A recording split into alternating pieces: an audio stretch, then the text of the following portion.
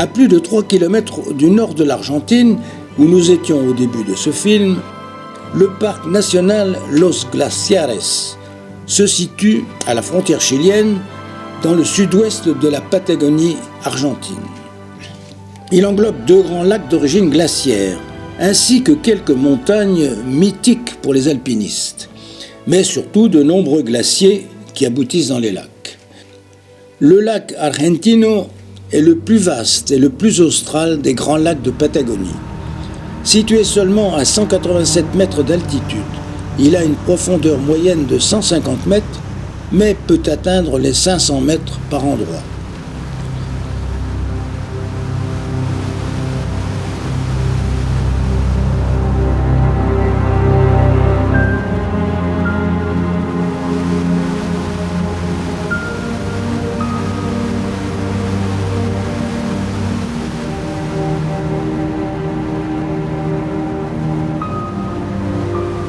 C'est sur ces rives que viennent mourir quelques-uns des 47 glaciers du parc national de Los Glaciares.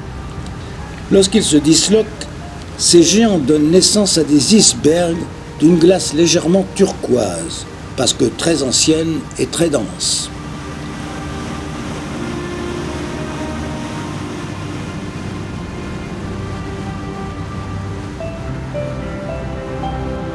Le cadre est remarquable, avec ce condor qui plane au-dessus de nous et avec les Andes qui nous entourent.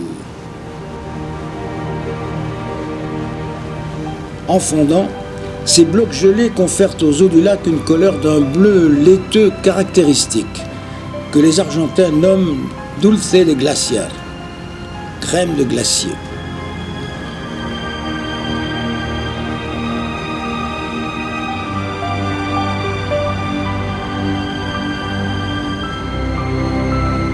Le glacier d'Uppsala, avec ses 80 km de long, est le principal glacier du parc national.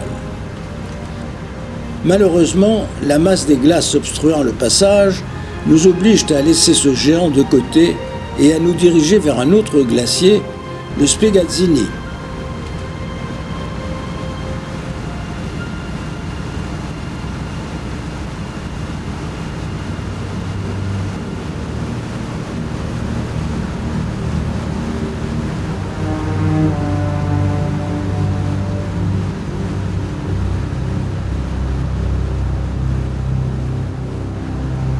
Ici, le bateau se fait tout petit et discret, zigzagant doucement entre les blocs de glace pour nous laisser admirer le spectacle sous tous les angles.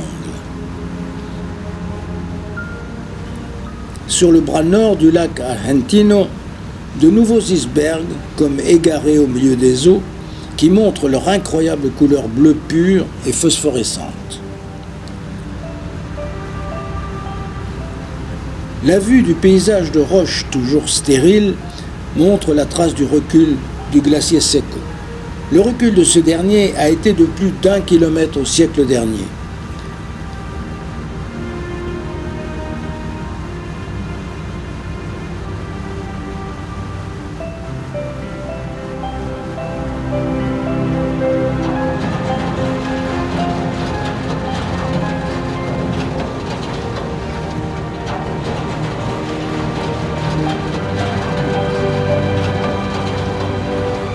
Le glacier Spiegazzini est majestueux, immense. Long de 25 km, il danse sur les montagnes, enveloppant de glace tous les paysages qu'il croise, jusqu'à se perdre dans le lac en nous offrant une façade infranchissable.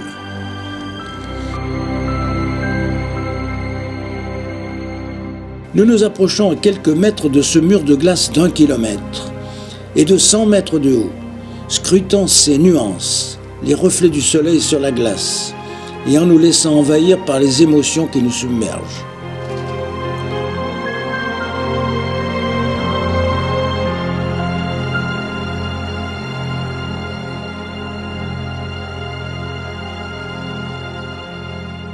Après l'Antarctique et le Groenland, le manteau glaciaire de Patagonie est le 3e plus important au monde. Cette étendue glaciaire a régressé de 500 km² durant les 50 dernières années. et ce retrait pourrait notamment avoir des effets néfastes sur l'approvisionnement en eau dans les régions arides de Patagonie. Dans une zone située à près de 5000 mètres d'altitude, à cheval entre l'Argentine et le Chili, une compagnie canadienne avait prévu d'investir 3 milliards de dollars sur 25 ans pour exploiter un gisement d'or qui aurait pu être parmi les plus gros du monde. La compagnie canadienne avait envisagé de découper en morceaux et de déplacer 3 des glaciers qui bloquaient son périmètre d'activité. Les sénateurs argentins ont adopté une loi interdisant l'exploitation de mines à ciel ouvert dans les zones glaciaires et périglaciaires du pays. Il ne sera enfin pas possible de percer les glaciers de la cordillère des Andes pour en extraire de l'or ou de l'argent.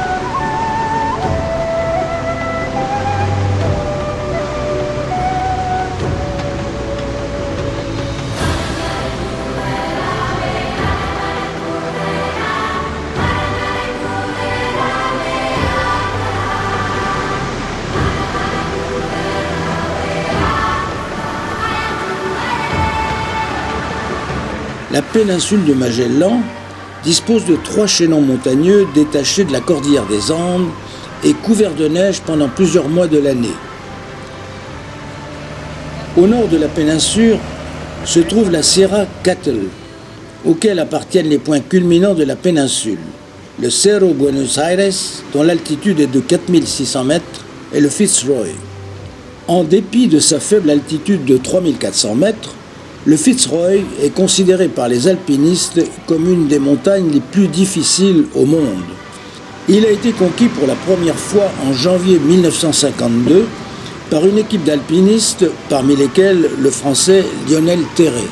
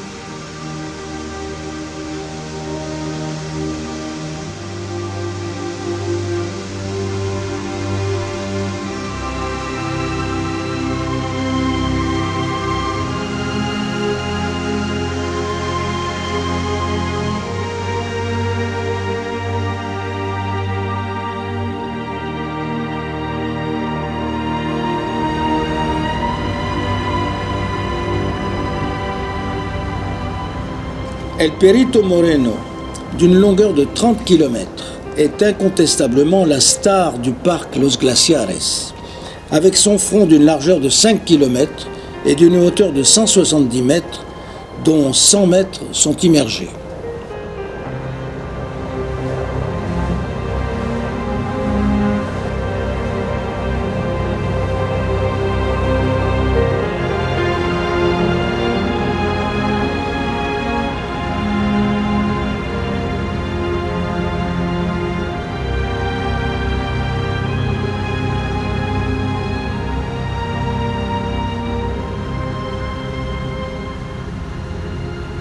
Le glacier Perito Moreno est l'un des 3 seuls glaciers de Patagonie dont le volume reste constant.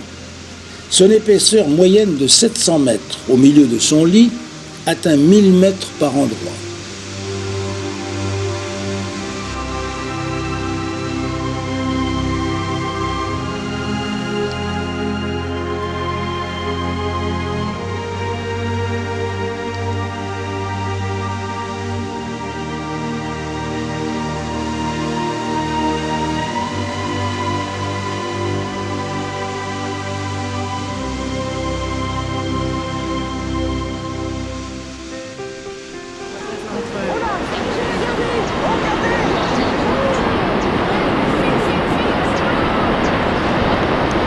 La masse de Moreno ne cesse de croître et périodiquement le front du glacier bute sur la péninsule de Magellan, provoquant des effondrements constants de son mur de glace.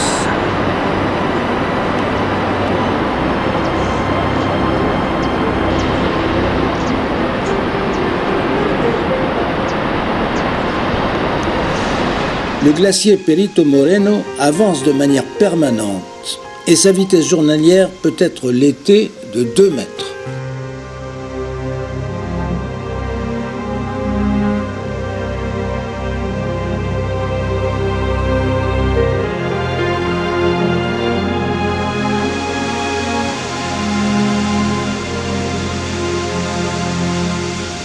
Ces blocs de pierre, vestiges des moraines, prouvent que le lac a été autrefois le lit d'un énorme glacier.